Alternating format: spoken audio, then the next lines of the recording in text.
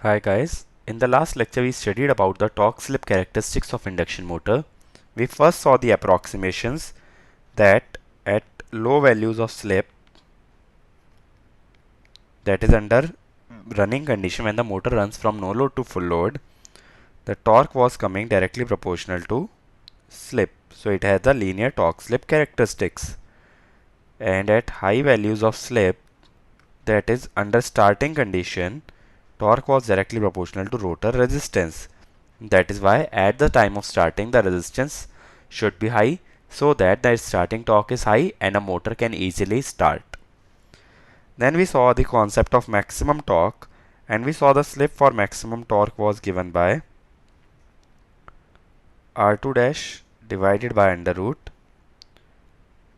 RE square plus XE plus X2 dash whole square. And if we neglect the stator impedance, it is equal to R2 dash by X2 dash. After neglecting the stator impedance, maximum torque was given by 3 by omega Sm V1 square by 2x2 dash. We saw the ratio of any torque to maximum torque was 2 by SMT upon S plus S upon SMT. Then we saw the slip for maximum power. It was given by R2 dash over R2 dash plus under root RE plus R2 dash whole square plus XE plus X2 dash whole square. That also under root. Okay. Inside the root it is RE plus R2 dash square XE plus X2 dash square. So this is what we learnt in the last lecture, that when the slip is less than 0 it is in generating mode, slip is greater than 1 it is in braking mode, and from 0 to 1 it is in motoring mode. Okay. So this is all about the torque slip characteristics of induction motor. In this lecture we will study about the how to determine the circuit parameters of the induction motor and how to determine whether the operating point of the motor is stable or not. First, let us understand about the induction motor stability. So how do you characterize a stable system? A stable system is one in which if it is disturbed from its original position, then it returns back to its original position. That means effect produced after disturbance must be opposing the disturbance. Okay. Then only the system can come back to its original position. Suppose if you stretch a spring, then the spring produces tensile forces which are acting inwards. So if I stretch a spring, then the forces that will be developed in the spring will be tensile force. So this force is opposing the stretching of the spring. Since it is opposing the stretching of the spring, this system is stable. Okay.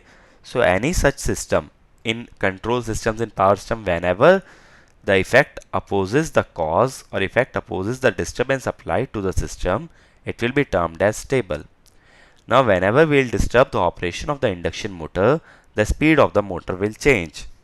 The dynamic equation that governs the operation of motor is J d omega by dt is equal to Te minus TL. Te is the electromagnetic torque or the motor torque. TL is the load torque. Okay. If Te is greater than TL, then d omega by dt is positive and the motor will accelerate. That is, the speed will increase. But if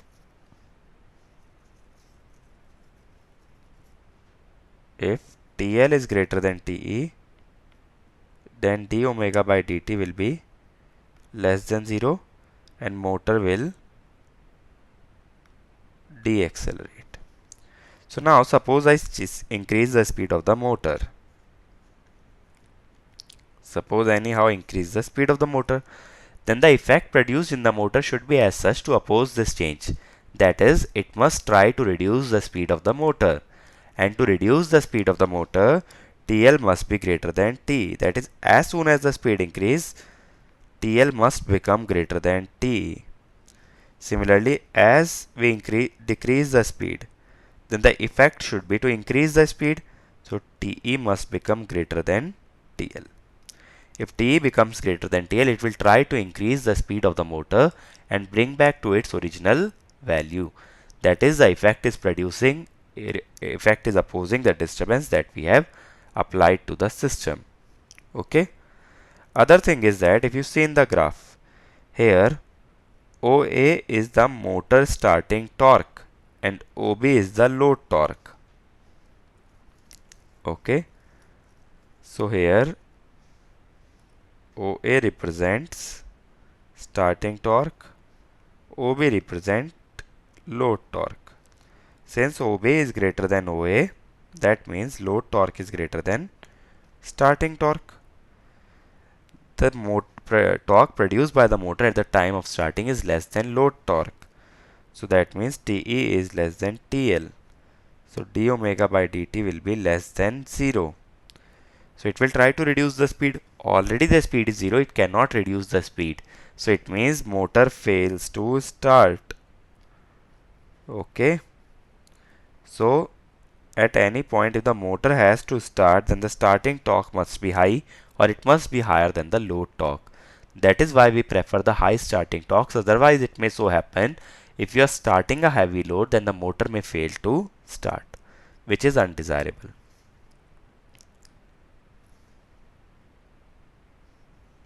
Okay. So, how to determine whether the motor is stable or not? One thing is this. You just check by changing the speed whether the operation is stable or not. Otherwise, the direct condition that you can apply is check for torque speed characteristics and check if dTL by dN is greater than dTE by dN. This is the condition for stability. And here, whenever we are taking the slope, take care of the sign. Okay. Here with sign we must compare these values. It is not that we have to compare the magnitude. We have to take care of the sign. So let us understand it using a example. In this problem, it is given a 3-phase squirrel cage induction motor supplied from a balanced 3-phase source drives a mechanical load. The torque speed characteristics of the motor, that is the solid curve, and of the load, that is the dotted curve, are shown. Which of the following points is stable? So let us first understand A point. This is your motor torque, or we can say TE.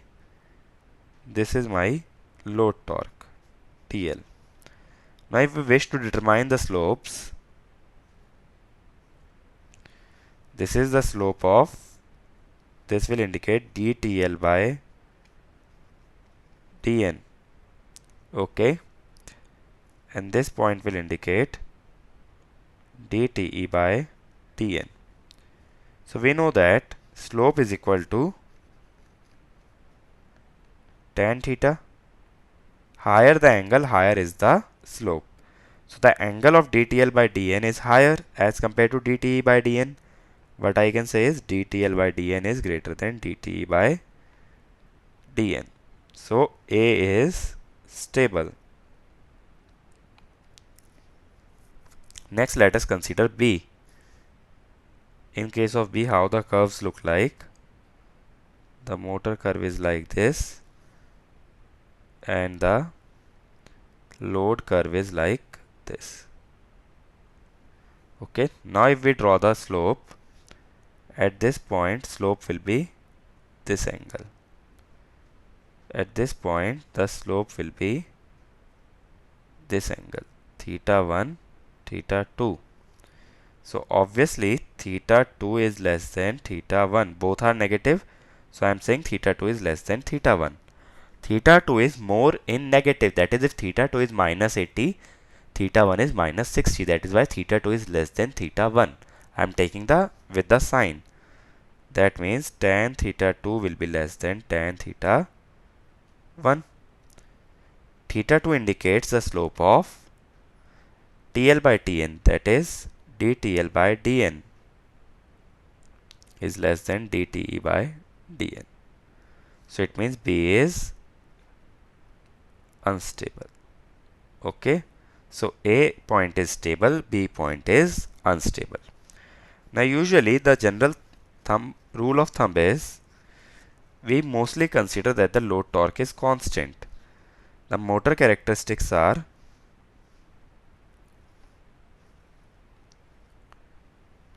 something like this.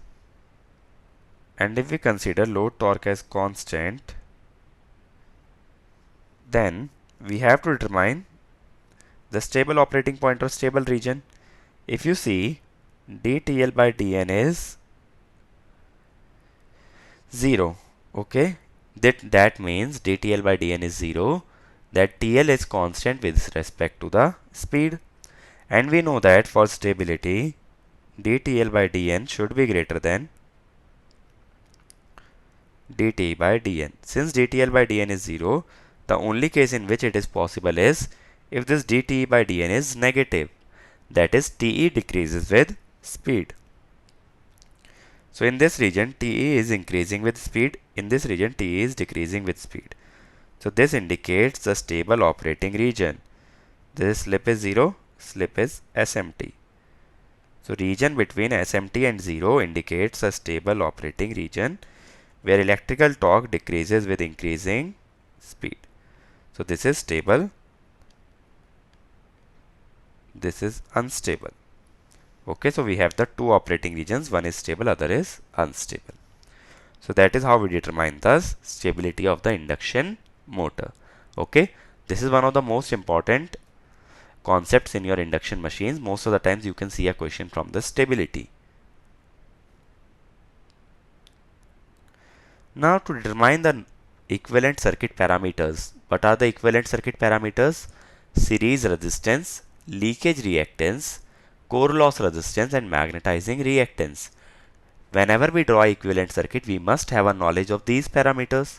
And to determine these parameters, some tests are performed on the induction machine.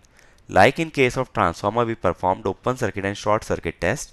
In induction machine, we perform no load test and the blocked rotor test. So the first thing is no load test. It is also called as light running test. Okay, that is the shaft of the motor is not loaded. There is no mechanical load connected to the shaft of the induction motor. So it is running under light loading, or it is running light. That is why light running test. Now the equivalent circuit that we saw,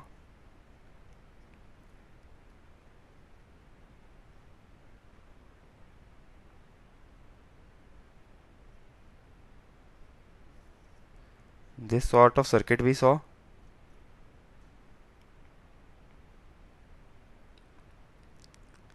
When the motor is running under no load speed is high. That is, no load slip is low. If no load slip is low, then R2 dash by S no load is high. This resistance is very high. So this resistance or this impedance is higher as compared to Xm.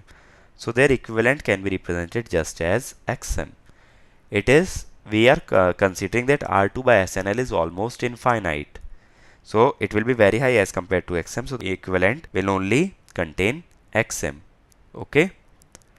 So now if you see, the no load impedance will be R1 plus J X1 plus Xm.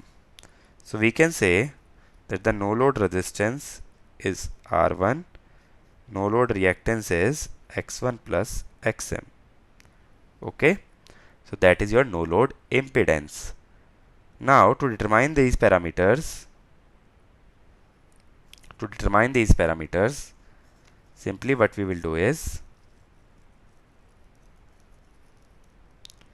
Z no load will be V no load by I no load, P no load will be I no load square into R no load. Okay, that is the copper loss. So from here I can determine the R no load, and then X no load will be under root Z no load square minus R no load square. Okay, so that is how we can determine the R no load and the X no load. But what is the problem here? What is the catch is, here not only the no load copper losses are there, but there are some rotational losses also. So actually P no load consists of two components. We cannot directly use this. Why? P no load is consisting of two components, rotational loss plus I no load square into R1. So most of the times what we do is we neglect R1, so that what will happen? P no load will be equal to rotational loss. So from this test we can determine the rotational losses, and if we neglect R1, that means X no load will be equal to Z no load. Okay. So remember here that there is only one deviation from the case of transformer. Here the no load losses consist of rotational loss as well as they consist of the no load copper loss. And usually no load copper loss are very less as compared to rotational loss. So we will neglect the no load copper loss, and the entire loss will indicate the rotational losses in the machine. Okay. Now this test is always performed at the rated voltage and the rated frequency. And if it is being performed at the rated voltage and rated frequency, then what happens if we deviate from those conditions? That is, either I do not apply the rated voltage or I do not apply the rated frequency. So let us first consider the case that frequency is equal to rated, but voltage is less than rated. We cannot apply more than rated voltage. Why? Because there is a danger that it may damage the insulation of the machine. Because the insulation depends on the voltage applied. If you increase the voltage applied, the electric field will increase and the dielectric may break down. So we cannot exceed the rated voltage. Now flux is directly proportional to V by F. If voltage is reduced, the flux will also reduce. Okay. And MMF, which is Ni mu, is directly proportional to flux. So as flux reduces, I mu will also reduce. That is, the magnetizing current drawn by the motor reduces. Rotational loss depends on speed, so it is constant. Rotational loss do not change. But iron losses, that is the hysteresis and eddy current losses, they are proportional to the voltage and voltage square. So core losses reduce because they are proportional to voltage square. Okay. Now if core loss is reducing, that means the core loss component of the current, that is IW must also reduce, since core loss reduces, because core loss is given by V into IW. Okay. So IW indicates the core loss. If core loss is reducing, then the IW must also reduce.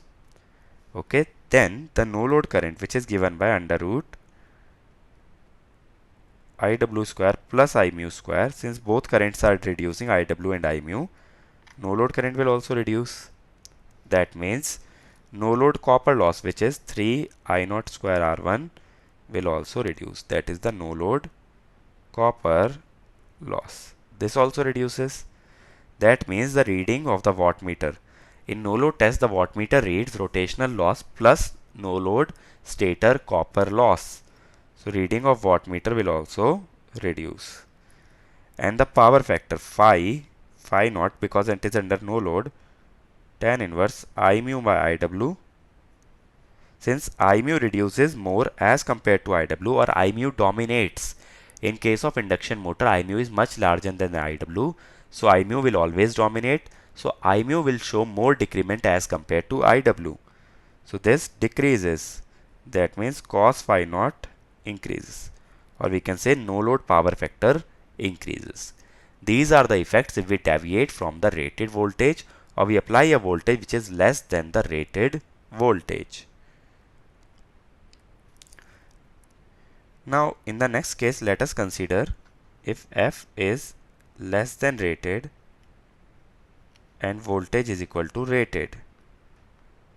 So again proceeding in the similar manner, phi is directly proportional to V by F. As F increases, phi increases. As F decreases, the phi will increase. Now magnetizing current is directly proportional to flux. As flux increases, magnetizing current also increases. The magnetizing current drawn by the motor increases. Now synchronous speed is 120 F by P. As frequency reduces, synchronous speed reduces. Then the rotor speed, which is ns into 1 minus s, this also reduces. If rotor speed reduces, the rotational loss also reduces because they are proportional to the speed. Okay, so the rotational losses reduce. Then hysteresis loss is proportional to f raised to power minus 0.6. If frequency reduces, hysteresis loss will increase.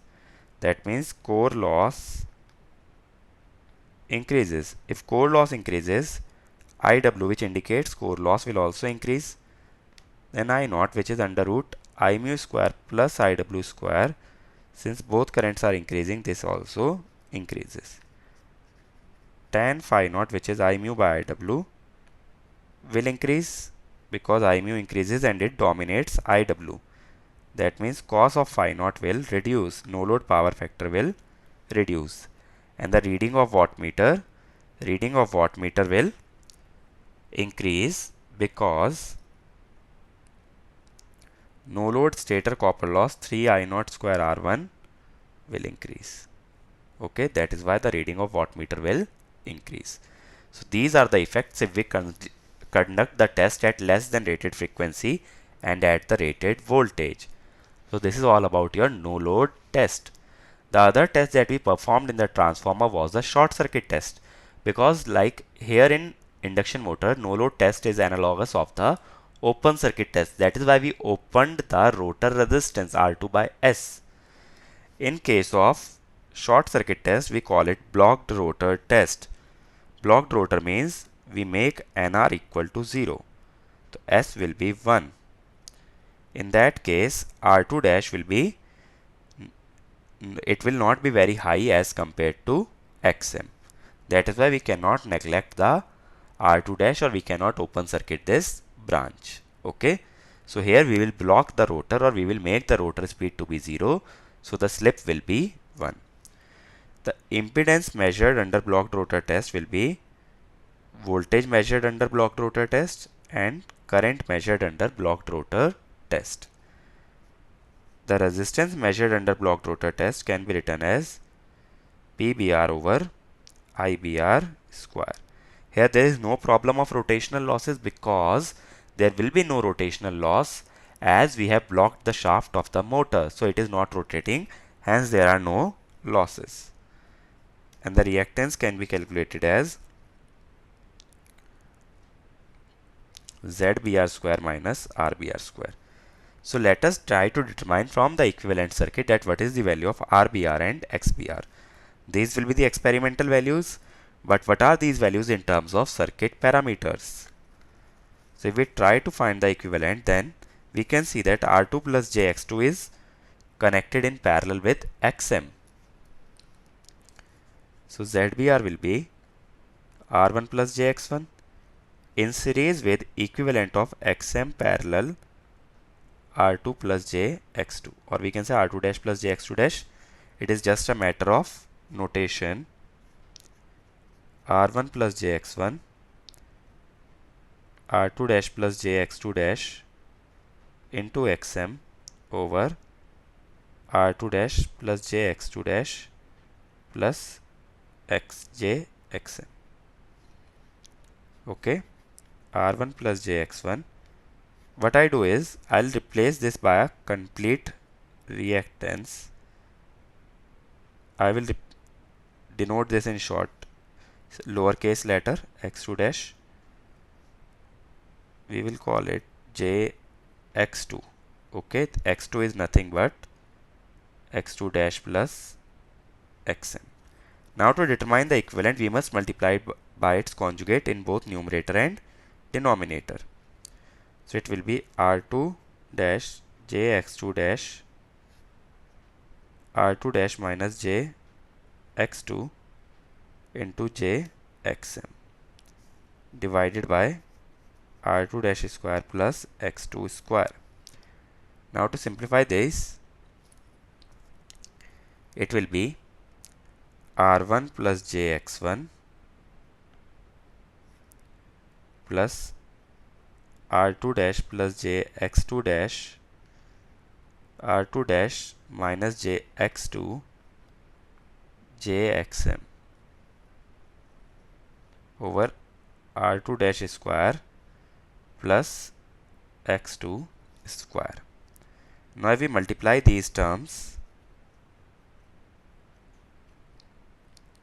it will be r2 dash square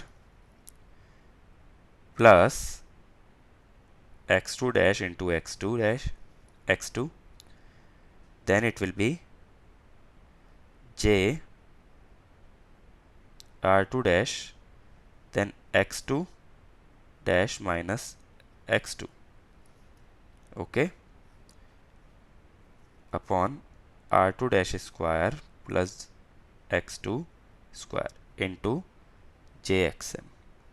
Okay, so if we simplify this, what we will get is rbr will be equal to, or xbr first of all will be equal to x1 plus xm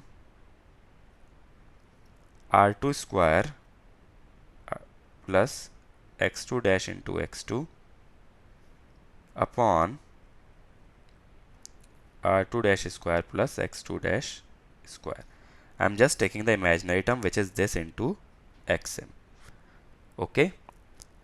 Now what we will do is, we will divide both the sides by x2. To cancel this term, we will divide both sides by x2. So if you divide numerator and denominator by x2, it will be x1 plus xm r2 dash square by x2 plus x2 dash divided by r2 dash square by x2 plus x2. Now what I will say is this, that this term is much less as compared to x2, because x2 consists of xm also, so it is very high. So it will be xm plus x1 plus xm into x2 dash by x2. Here it can be written as x1 plus xm into x2 dash over xm plus x2 dash. This is the blocked rotor reactance. Okay. What about your resistance? The resistance will be R1 plus R2 dash xm over R2 square plus x2 square. How it is coming xm? Because it will be xm square. One xm was lying outside. One xm is due to this jxm. Okay. Other is due to this was x2 dash minus x2, which will be coming out to be xm. So it will become xm square. So this will be your blocked rotor resistance. Here also, if we neglect this R2 as compared to x2 square, then what will happen is, we will have R1 plus R2 dash into xm by x2 whole square. This will be my blocked rotor resistance, which is measured using the blocked rotor test.